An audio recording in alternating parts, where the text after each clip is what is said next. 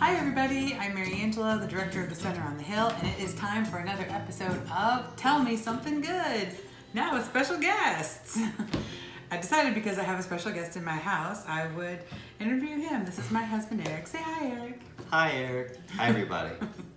And so because we don't have to do this on the Zoom, we get to sit next to each other. Hooray. All right, so have you watched any of these before? Do you know how this goes? I have. Excellent. So I'm going to read 3 questions pulled from Storywise Common Ground Edition as given to me by Atria Senior Living. It's 144 thoughtful ways to bond with a fellow human. I pulled them at random.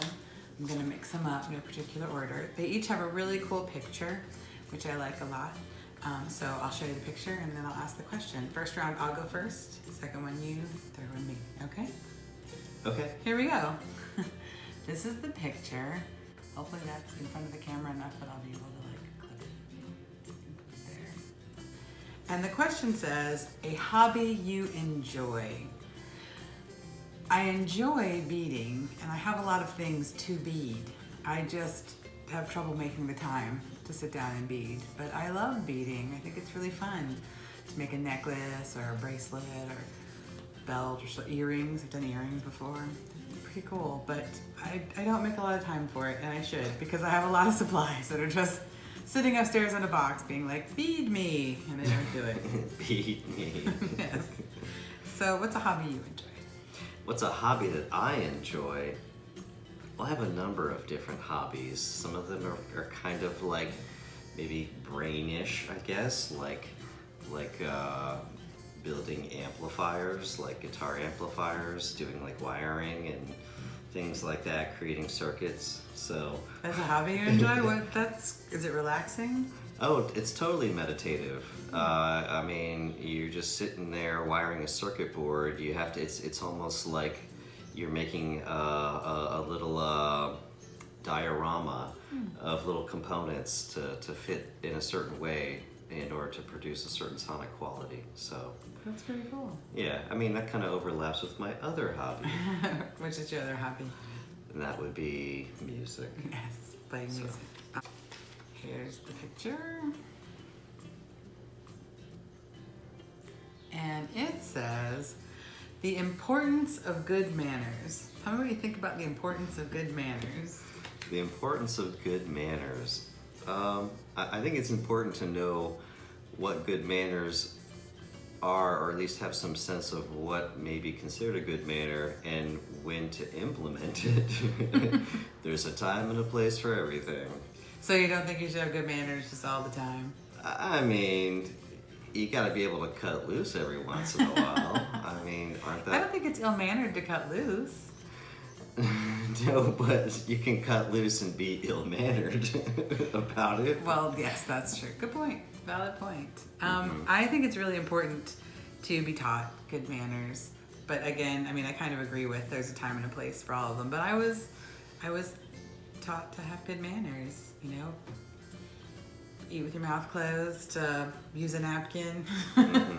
Shake people's hands when you meet them, although now we can't do that. Well, so I don't know, but like handshakes. So you talk about handshakes. I think about my grandfather who always taught me to, when you shake someone's hand, give them a firm handshake. It's a sign of respect. So that's kind of what I learned. But I also realized too, like people from different cultural backgrounds, they don't necessarily follow that custom. So please and thank you. Those are good manners. I was definitely always taught to say please and thank you. Mm-hmm. Indeed, when you hold the door open, things like that, just going out of your way. But then I think a lot of people get into this habit of expecting, this response, which, I don't know. It would be nice, I suppose, some acknowledgement, but you don't necessarily go out of your way to do that for the acknowledgement, right? Yeah, that's true. Good point. All right, our last one is... See it. That's a picture, and it says, a value you'd like to pass on to future generations. I think this is the same value that my mom's generation wanted to pass on to the future generation, and her mom's mom, and yeah, patience. Patience. Especially with how fast all the devices and technology is, patience, I feel like has gotten to zero. Like I feel like my mom was always being like, be patient, have some patience. But I feel like I have more patience than I see this next generation having. And so yes, future generations, please enjoy and have some patience. It's okay. You don't have to, it's not a race. We're not all running to the finish line at top speed.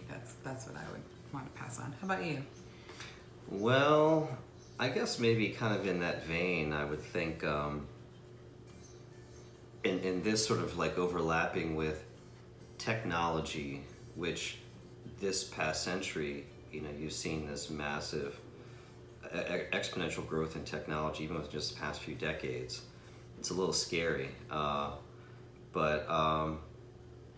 I would hope and pray that as people continue to pursue technological advances with the idea of bettering humanity, consider the moral ramifications of that.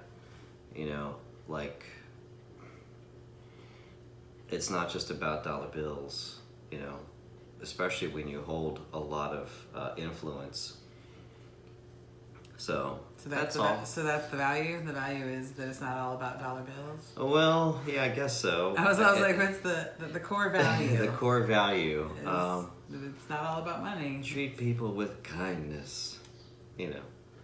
That's a good value to pass on to future I mean, generations. I guess that's just a fundamental thing, but whatever. Well, those are good. Thank you.